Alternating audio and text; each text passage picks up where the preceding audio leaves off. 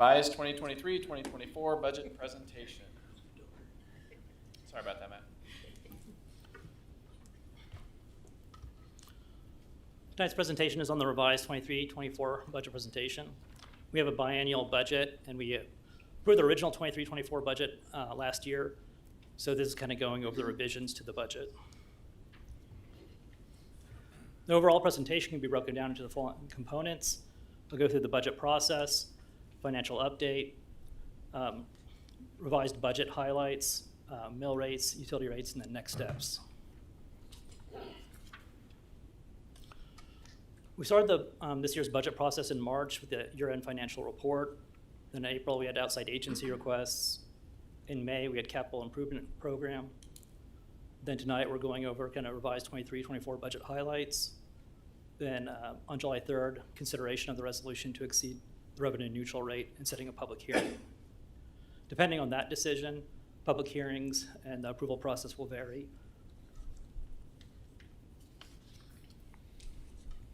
We ended last year in a strong position with 54% fund balance in the general fund. This year, we've basically collected year-to-date general fund revenues of 46% compared to 42% of the year elapsed. The reason why this is favorable is gas franchise fees were favorable and interest earnings were also favorable.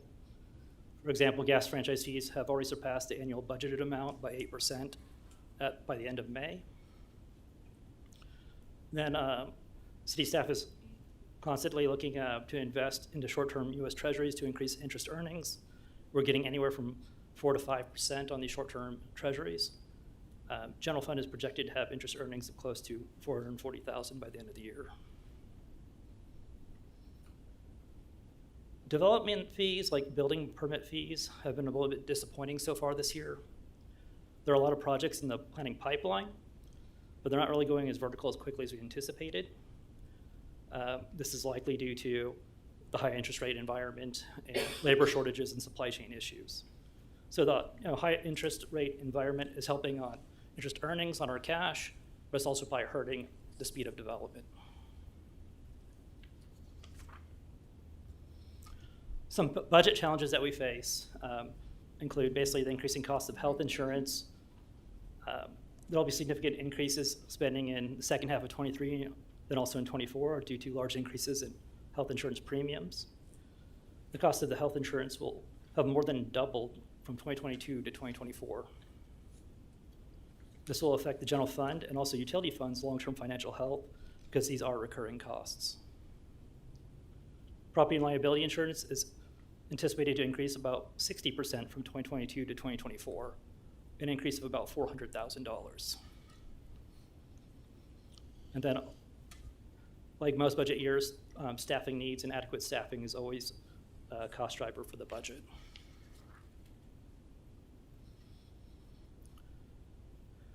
New sworn officer positions in the budget include basically moving the 2024 police officer position up to 2023 and converting it to a sergeant. So that's an approximate cost of $20,000. The school resource officer in 2023 was a request from the school district, will be partially funded by the school district. And then a police detective in 2024. Other new positions include a building inspector in 2023, a customer service rep that would be in the community development and public works department in 2023, a building maintenance tech in 2023, then engineering tech 2 in public works in 2024, and that position would need a new vehicle. The new position cost represents only estimated salaries. Benefits and payroll taxes vary per position, but represent a significant cost. We received more position requests than that is being presented here tonight. These are the only ones, or these were determined to be the highest priority positions. Other personnel changes include promoting one journeyman electric operator into a lead electric operator, reclassing the utility assistant or admin assistant to utility specialist, reclass all police corporals to police sergeants, and then we have some budget savings from combining the animal control officer and code enforcement officer into one position.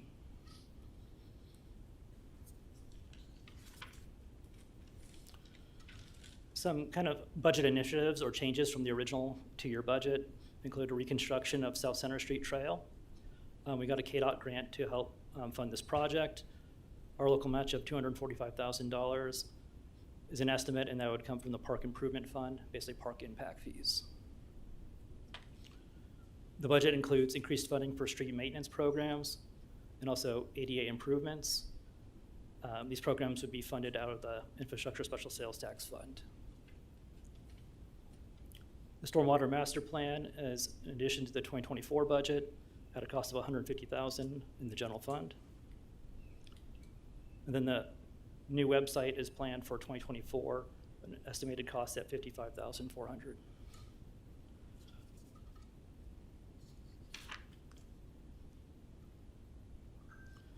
New budget initiatives and changes in the utility funds include moving up construction of electric substation number 4 at a cost of $4.8 million.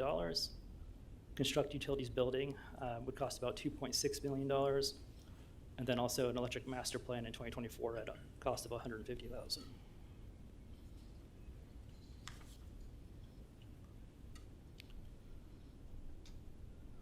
Valuation increase estimate is 11.1%. You can see the city's valuation from 2021 to 2022. This includes an adjustment for what we know are basically pending tax abatements and exemptions from the tax rules. Please note that there are pending tax appeals that could lower this estimate even lower. There's a couple scenarios for you to consider. Keeping a flat mill rate and capturing the valuation increase would increase property taxes on average single-family home in Gardner by about $5.38 a month. For the purpose of this analysis, we assume the average Gardner home appraisal to be $305,000. The revenue neutral rate would decrease the mill rate by 2.092 mils. A mill is worth approximately $311,000. The revenue neutral rate would limit property taxes to the same dollar amount as the prior year, would also lower allocations of motor vehicle tax and county sales tax in future budgets.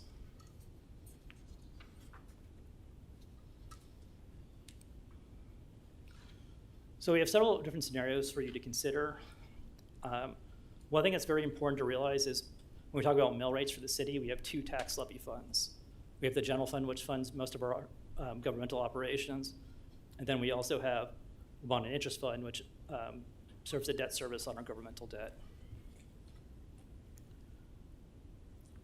Based on our kind of the council retreat and some conversations that happened at that council retreat, one of the main concerns was making sure we had bond and interest fiscal capacity or debt capacity to be able to fund projects that are expected to come up in the next few years.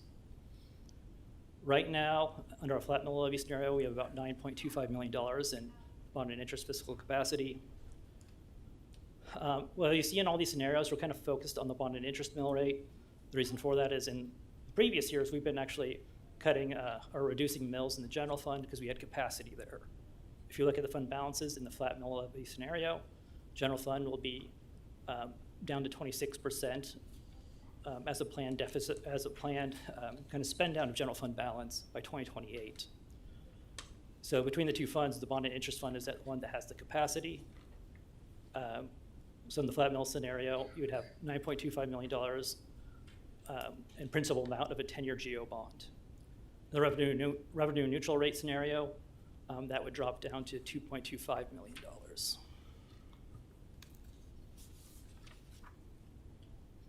And Matt, that assumes, don't mean to interrupt, but that assumes that interest rates stay stable and that they don't continue to go up, because the higher the interest rates go, the lower the fiscal capacity, correct?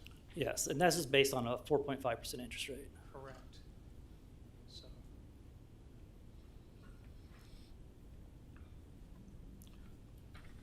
a half mil reduction scenario would basically leave the bond and interest fiscal capacity at 7.5 million. A 1 mil reduction would basically lower it down to 5.75 million.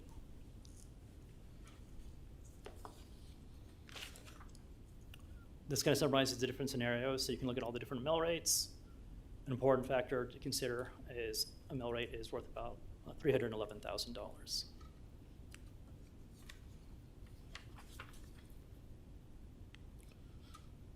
For electric rates, we recently changed the rate and fee structure back in March. We reduced residential rates by 2%. We reduced electric service charge by $4 each month for residential customers. We temporarily eliminated the power cost adjustment. And the goal of these changes was to provide relief to electric customers and reduce the fund balance to target level of 25%. And that excludes the capital reserve for the electric utility. There isn't much data to go on since we just implemented these changes. So we'll continue to monitor basically cash flow in that utility, but also we've identified the need to update the electric master plan, then following that, updating the electric rate study.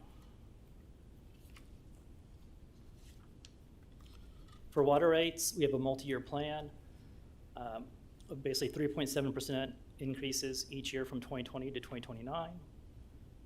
This rate plan was developed to basically support the recent expansion of the Hillsdale Water Treatment Plant.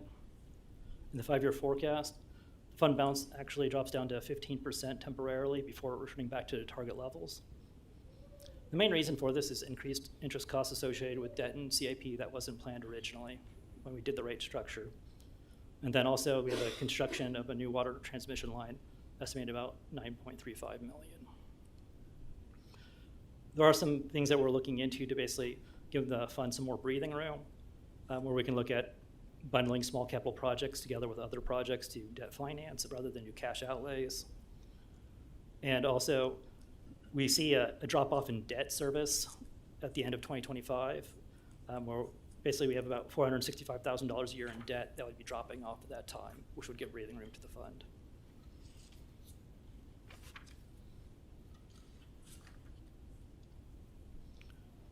In the wastewater utility, we have a multi-year plan of 4.2% increase each year from 2023 to 2031. This rate plan supports the planned expansion of the Kill Creek Water Resource Recovery Facility. In the 5-year forecast, it drops down to about 22% before returning back to target levels. One of the reasons it can basically accommodate the large amount of CIP it has planned for that utility is that we have $3 million in HUD appropriations that we anticipate receiving, and then we're also dedicating our ARPA funds to help pay for part of that conveyance system for the sewer utility.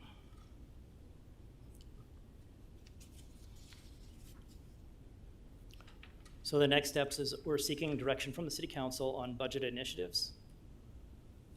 What mill rate you would like to see in the resolution for July 3rd. And at July 3rd, you consider the resolution to exceed the revenue neutral rate and setting a public hearing. And then based on that decision, we could have public hearings in either August or September. All right, thank you, Matt. Council has some questions, comments? Yeah. Mark, why don't you start us I'll off? defer you, Mark. Okay. Might take all mine. Matt, can you calculate right now, at some point, what the mill reduction would be to keep the increase to $0? In other words, we might capture some of the valuation increase, but not all. So I don't know what number you use for however many single-family homes we have, so I can do myself. But I'd be curious what that number is. I'm not sure I understood exactly what you said. So what, are you trying to keep a flat mill or same property taxes as what we did last year? So you said we were gonna go up $538 per single-family home, right? Yes. And that's if we don't change the okay. rate, right? So if we change the rate, not based off a mill rate, but to keep the 538 to 0, Gotcha. what is the mill rate, right? So work backwards. So just sometime, that calculation. And then for the bond and interest, what do we already have allocated based off CIP that we need, right? So is the 2.5 million definitely too low? It's out if we want to approve our current CIP plan? This is your reserve capacity. There's nothing Only allocated to it right now. Okay, perfect, thank you. On the SRO, you said partial funding from the school district. What's partial mean? Because I'm hoping it's 100%, because the school district needs that resource officer. So we looked into that. Pam did some research on that before we presented this, and the average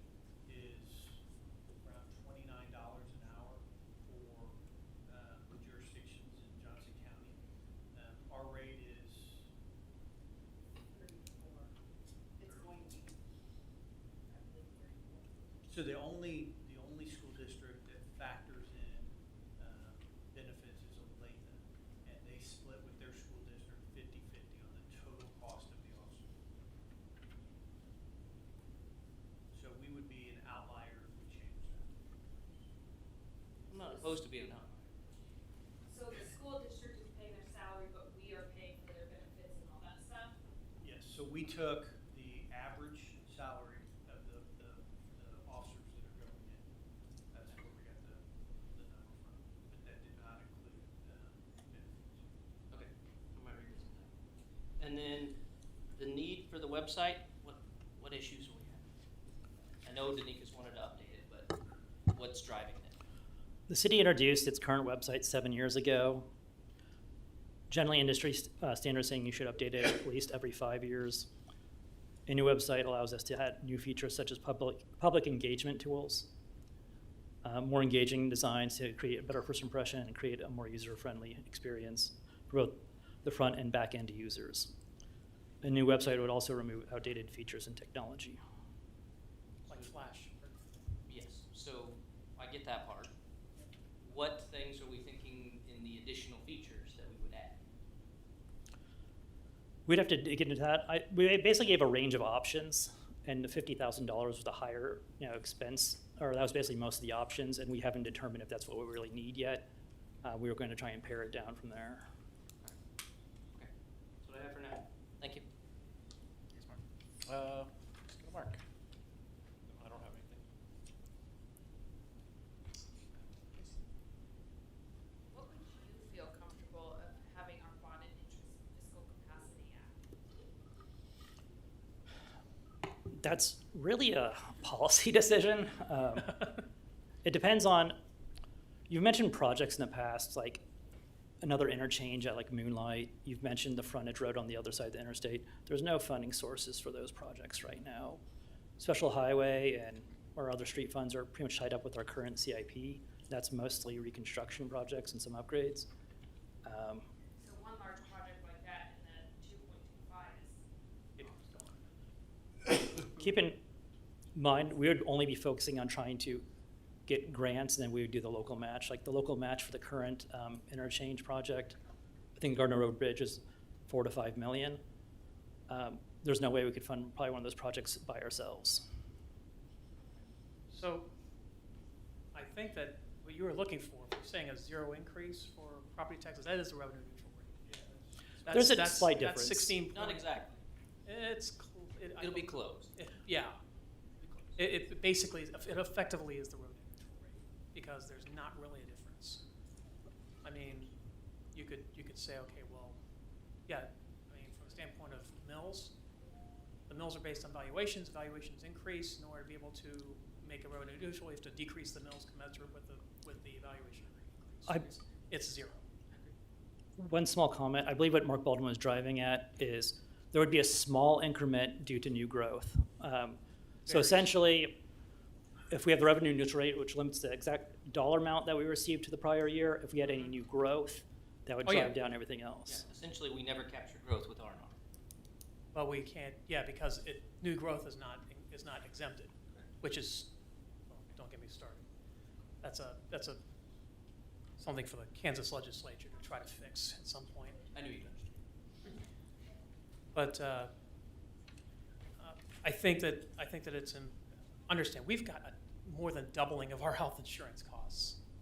We've got doubling of our oh,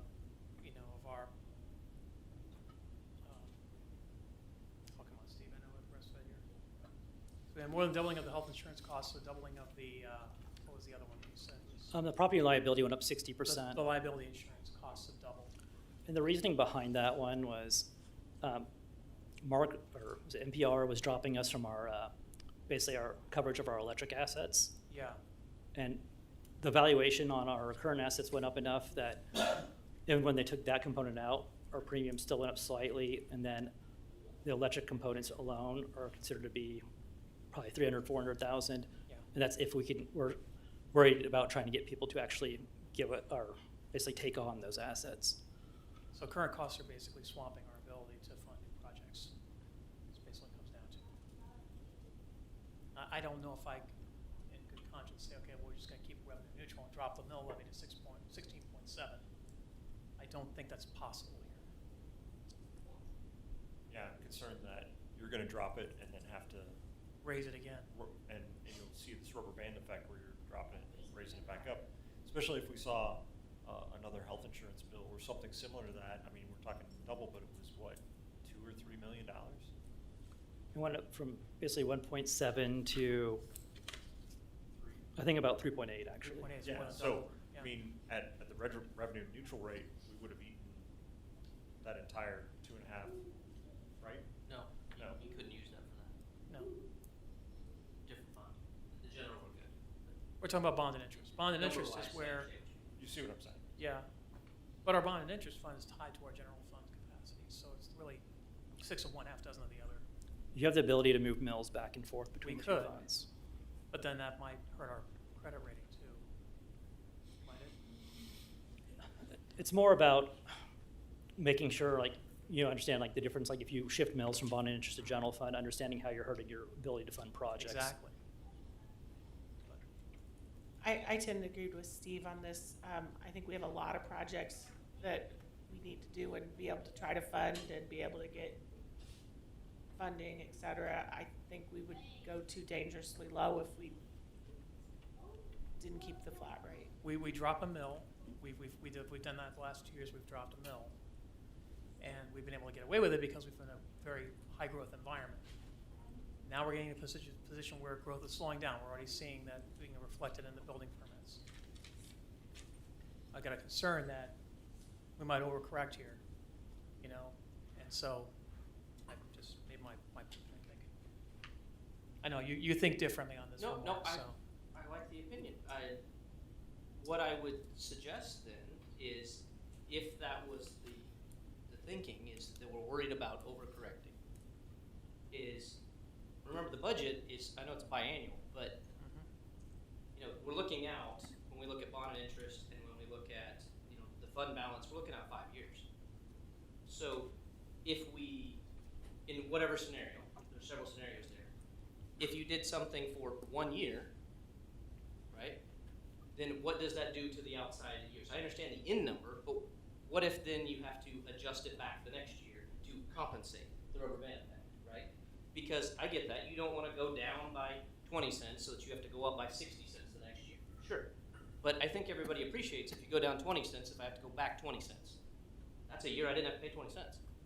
So if we're gonna deal with that, looking at it from a capacity issue, maybe we look at, if you did drop in those different scenarios for a single year, what do the next few years look at, not just the 5 year, right? And I know you have to look at it from that perspective, particularly for the credit rating. But if it's for 1 year, and then growth does show up again, or we continue it, then it's a non-issue, and we delayed it a year, right? We've been lucky to do that. Not saying we can ride that gravy train forever, No. right? I'm not, oblivious to the fact that we do have to deal with it at some point, but maybe it's not this year, is all. Could you bring up that schedule on the different scenarios? The one with all the scenarios on it. I think it's the last slide, right there. Okay. So right now, our mill levy is 18.69. 2 years ago was, I think, almost 21. Okay. We've reduced it by a mill the last 2 years. It's now, if we would do that this time around, it would be 17.69. That provides us $4 million in bond and interest after 5 years. We do capture some valuation increase. It's not totally revenue neutral, but it's what we've done the last 2 years.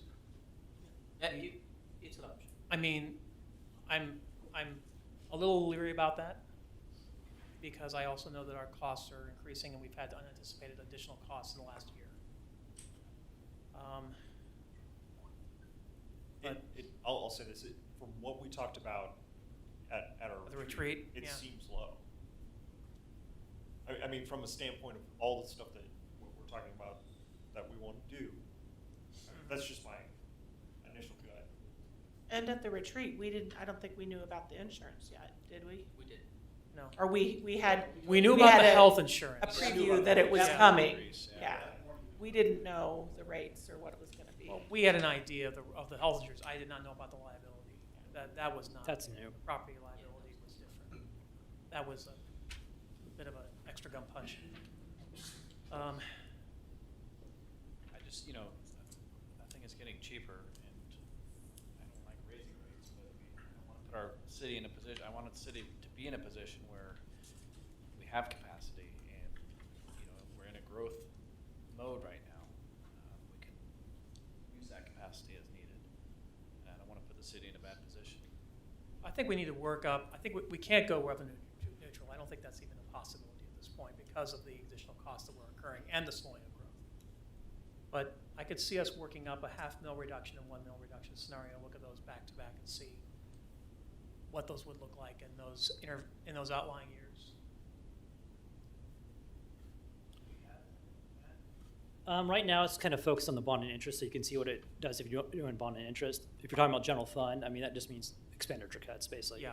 Because right now, the fund balances are where they need to be, so if you're cutting mills there, you just need to Yeah. cut expenditures. Yeah, I see that the general fund balances aren't really changing at all. I think it's just affecting B&I. Yeah, but So- we did that because in the 5-year outlook, we got 4% below what our target is. Yep. So that's why we didn't give those scenarios, because they'll get that to the 120s. Okay. So let's talk general fund. Okay. Is the only scenario that keeps us at 26% without any kind of mills exchanging between BNI and general fund? Is the flat mill levy the only one that keeps us there? Just to clarify. R&R is 26%. Yeah, we didn't adjust the general fund here, because if we're rolling back mills, we weren't planning to roll back mills in the general fund unless directed to. We were gonna roll them back in the Only bond and because- interest. Only in bond and interest. That's the only Yeah. number that's being looked So at. that's what I was thinking. You can roll back mills in the general fund, but we just need to have cuts to go with it. Exactly. Which I don't think we can. Right, so I Withstand. didn't present anything of cutting any current project, right? It would just limit our potential for a new project that comes down the road. And already we're underfunded for projects. And we've got, you know the need. I mean, I guess that's what There's my point is. literally we wanna tens of limit millions of ourselves, dollars. as projects come up. I mean, Well, depends on how you look at limit, right? If we look at it for a year, right, this is a longer term forecast. And things can change in a year, as we know. So it would be interesting to know where we are in a year than if you had bounced right back to where you were. If we cut them in and we go right back next year to 18.669 with a projected growth of the valuation as well, where would we be as far as B&I? That would be very interesting to me, at least. Oh, raising mills is a lot harder than lowering mills. I don't know, up or down, plus or minus, pretty easy. One thing that might Oh. help is the assumption for property tax collection growth is 5%. So that's lower than what we've received, like this year was 11%. So that factors into like what the out years will look like. I mean, because that's the thing. If you're sitting out there where you're getting your bill, any of us, right? Mm-hmm. Once R&R got introduced, we've never been R&R. Valuations have been through the roof in Johnson County for 20 years. Yep. Definitely in the last 5, everybody's going, hey, my property taxes went through the roof. It was exponential growth. And here we are saying, yeah, no, it's great to just keep capturing the valuation, but we're essentially still adding to everybody's bill. We're not doing that though. You- We're lowering mills. We're not capturing the entire valuation increase. But if you don't go But their bill down, still goes their up. bill goes Yes, up. of course their bill goes up. My bills goes up. I'm a My resident point, of and I'm Gardner not too. saying it can stay zero because obviously the city's expenses go up just like all of our expenses at our home, right? So I understand we've had some that were very large. Hopefully some of those get rectified, or we get somebody to help us out on insurance, or all sorts of things could change, right? They could get tripled next year. They could be cut in half next year. I doubt it, but I you never doubt it. know. So if we look at it in a short term, it'd be interesting to know what kind of effect the short-term change would have on the long-term picture. Because if we went down, I'm just picking a number, a mil for 2024, then in 2025, if we raised it back a mil to the 18.869, 869, right? Where would that put us? Obviously not the same amount as we would have been if we left it there today, right? She lost a year. But how much did it affect us? A mil? A million, sorry. That's why I'm asking about getting the workup Yeah. for the That's half what I mil think and the would be full useful mil. to see. Yeah, I can tell you, reducing it by 1 mil, then bumping it back up 1 mil the next year won't have much of an impact. You're basically taking $311,000 out of the fund balance. The issue is if you're doing that and if you plan to keep doing that, that's not an easy story to tell to rating agencies. Right. that right. I know, we may not be able to do that continuously. You have to have some significant growth to offset it. I get that. I'm just saying, is this the year that we have to say, hey, we're gonna not do anything as far as a reduction? We do have a lot of projects in the works that you say aren't affected by this right now. And my concern is, and this is one of the things I hear again and again, is it's not just the city, right? It's the school, it's the county, it's everybody. The And state. they each come at you for $5 here and $5 there, and then you're all of a sudden paying $100 more a month. And so whatever we can do, I don't necessarily think revenue neutral is, in the cards, but what kind of reduction can we see? And if that means that we have to cut something or not fund a project for a little bit longer, but we're not pricing citizens out of living here. Because what good are all the projects if they can't live here anymore? Right, I mean, I agree. R&R, I think, was a great idea, theoretically from the legislature, but nobody's ever gonna be R&R because Nope. inflation, right? So it would be awesome to see an R&R with a inflation adjustment, and that's where you start from, not actual R&R. And then in our case, you have these specific issues that we encountered with insurance this year that would say, okay, well, you started at your R&R plus inflation, here you went up this amount, that's our new base. I get that you may have to pause on a project for a year, half a year.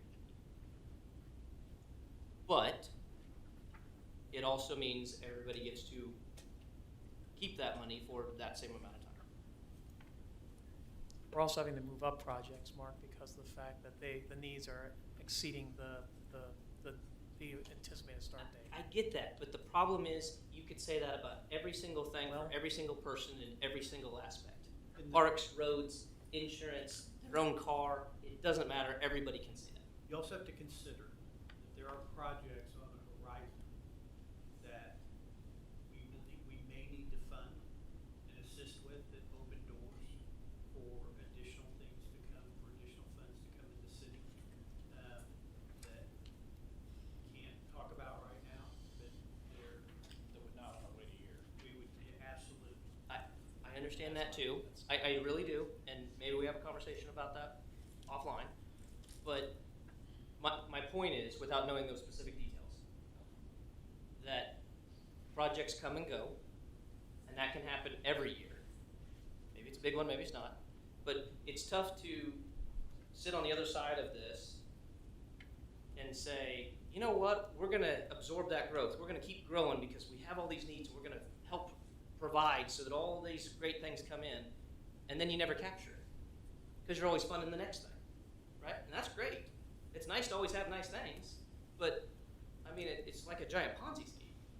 You gotta pay the piper eventually, right? So unless we just keep raising taxes forever and ever, which, I mean, I already said, we're probably not R&R, so we're gonna raise them. But do you have to go basically leave the mill where it is today? No, For another year? I don't think know. anybody at this dais is saying we're gonna leave the mill where it is. Okay, but if you're not, then somebody has to draw a line in the sand, and obviously we're probably gonna pick different lines in the sand, is my point. Well, what I'm saying is that we can start with the half mill and the mill and have them do that workup and see where it's where it puts us. I don't think that R&R is realistic. I don't think that keeping the mill where it is also realistic because you're right, it does impact us. I will say this, the amount of tax that comes from the city is minuscule compared to the school district and the county. Absolutely. all right, they're the ones that are taking the lion's share of the tax bill. And Absolutely. they're not lowering their And mills. you have to consider that those entities sometimes look at the aggregate, and if we lower a mill, then that impacts their decision on what they're gonna do with their mill. Yep. Because I know for a fact that there are other entities that are planning on raising additional funds through the mill.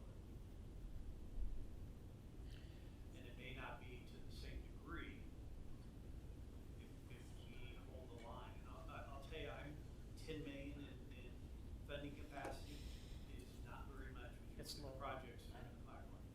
It's really not. I mean, you're if you have any idea that you want to do an interchange, I mean, that's gonna be at That's 10 million least right there. 6 to 10 million. Yep.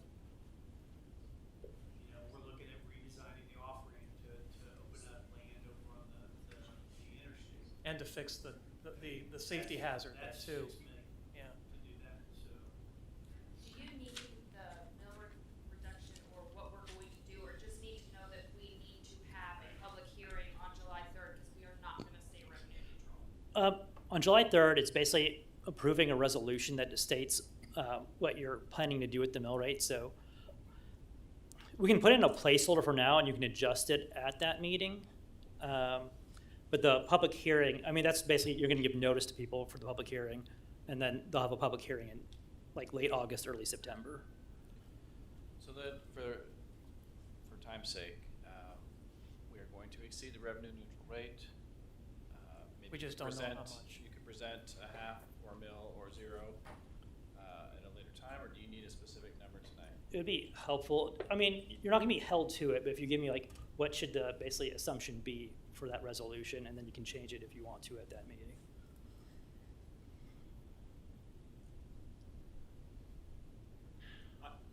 I think half. I was gonna go with a half. Why don't we say half, put it as a placeholder? Is that fair enough? Okay. Yeah. A Gotta full start mill, somewhere. a full mill is a little bit dicey, I think.